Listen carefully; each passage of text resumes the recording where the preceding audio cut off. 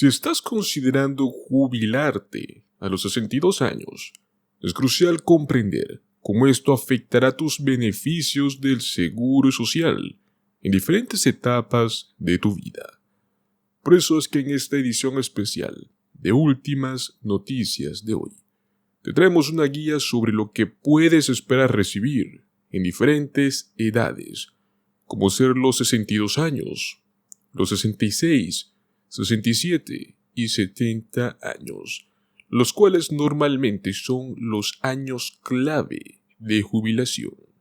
Es importante tener en cuenta que mientras más esperes para jubilarte, mayores serán tus beneficios mensuales. Sin embargo, la decisión de cuándo jubilarte va a depender de varios factores, incluyendo tus necesidades financieras, tu salud y tus preferencias personales. Recuerda, una jubilación bien planificada es clave para un futuro financiero, seguro y cómodo. ¿Alguna vez te has preguntado cuánto recibirás del seguro social una vez que te jubiles? Pues no estás solo. Para la mayoría de los estadounidenses, la seguridad social es un pilar crucial en su planificación de jubilación. Pero ¿sabías que los beneficios que recibes pueden variar enormemente según tu edad y tus ingresos? Bueno, imagínate esto. Estás a punto de jubilarte, pero ¿sabes realmente cuánto dinero tendrás cada mes? Y es que aquí es donde entra en juego el misterioso cálculo de los beneficios del seguro social. Primero, déjame decirte que casi el 90% de los jubilados estadounidenses dependen del seguro social de alguna manera. Y más del 80% de los trabajadores actuales esperan confiar en esos beneficios cuando llegue el momento de retirarse.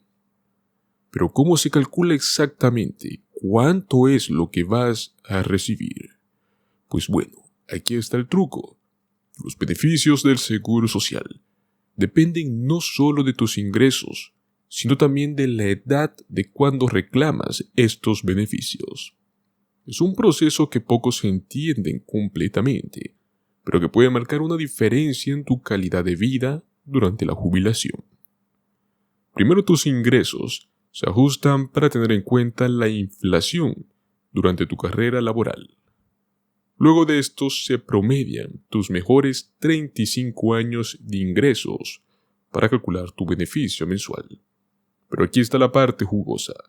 Puedes reclamar los beneficios, tanto en los 62, 66, 67 o incluso los 70 años.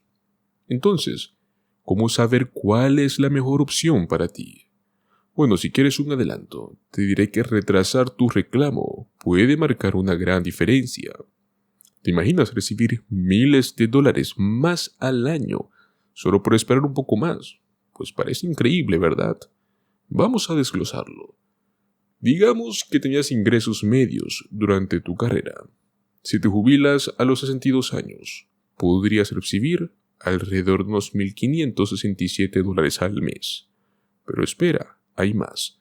Si esperas hasta los 70, que es lo máximo, ese número se dispara, por lo menos a $2,863.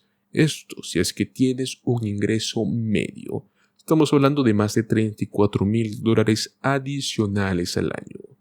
No suena mal, ¿verdad? La clave de esto está en entender cómo tus decisiones pueden afectar tus beneficios mensuales. No hay una respuesta única para todos, pero una cosa está clara: la edad para reclamar importa. Así que antes de tomar esta decisión, considera todas tus opciones. Esto podría marcar la diferencia entre simplemente sobrevivir durante la jubilación y vivir realmente bien en tu jubilación. Entonces, ¿te atreves a descubrir cuánto podrías recibir del seguro social? Tus decisiones podrían cambiar tu vida. Y si se preguntan por qué es que este tema es tan importante, y es que recientemente se cree que el déficit del programa del fondo fiduciario pues prácticamente podría reducirse. Es una de las mayores preocupaciones sobre el seguro social, el que tiene que ver con el fondo fiduciario, que se espera que se quede sin dinero en aproximadamente una década, dejando el programa capaz de pagar solo el 77% de los beneficios actuales. Pues un nuevo artículo del Centro de Investigación sobre la Jubilación del Boston College propone solucionar este problema, eliminando las preferencias fiscales incluidas en los planes 401k y otros planes de jubilación que son patrocinados por los empleadores. Este documento fue publicado el mes pasado y cita estimaciones por parte del Departamento del Tesoro de los Estados Unidos, el cual nos muestra que la preferencia fiscal para los planes de jubilación que son patrocinados por los empleadores y las cuentas IRA redujo los impuestos federales sobre la renta y por tanto los ingresos entre 185.000 y 189.000 millones de dólares en el año 2020.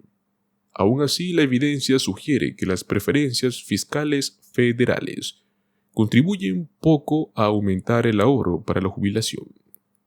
Las ideas: derogar las preferencias fiscales sobre ahorro para la jubilación en estos planes y utilizar los ingresos resultantes para abordar una gran parte del déficit de financiación a largo plazo del Seguro Social.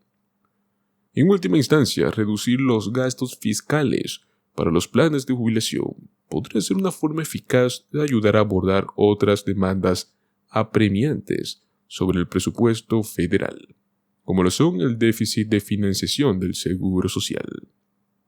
Y es que el déficit que citaron se refiere al Fondo Fiduciario del Seguro de Vejez y Sobrevivientes del Seguro Social, el cual afirman que esperan que se vuelva insolvente alrededor de los años 2033 o 2034. Cuando eso suceda, el Seguro Social dependerá únicamente de los impuestos sobre la nómina para financiar los beneficios, lo cual reducirá la financiación actual en casi una cuarta parte. Se han barajado muchas ideas sobre cómo afrontar el déficit.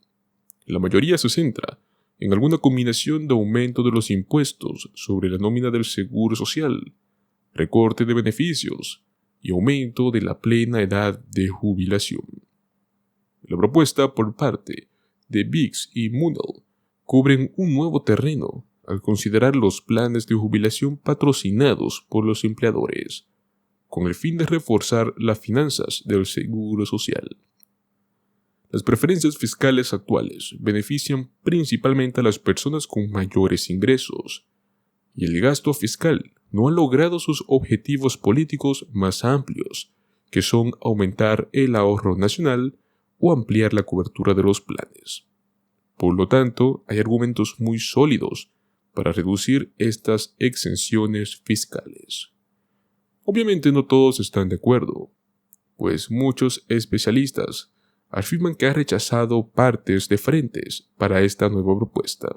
Uno de los grandes críticos es Adam Michael, director de estudios de política fiscal del Instituto Cato, pues en un escrito que fue presentado el 1 de febrero, discrepó de las afirmaciones de esta nueva propuesta, de que los planes de jubilación con ventajas fiscales hacen poco para aumentar los ahorros de la jubilación.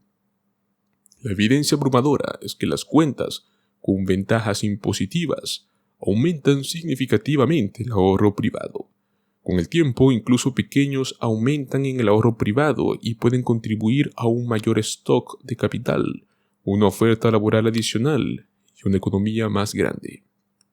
Los beneficios privados del ahorro adicional, combinados con los beneficios económicos más amplios, superan cualquier pérdida temporal del gobierno, incluso si los menores ingresos no inducen un aumento de 1 por 1 en el ahorro privado.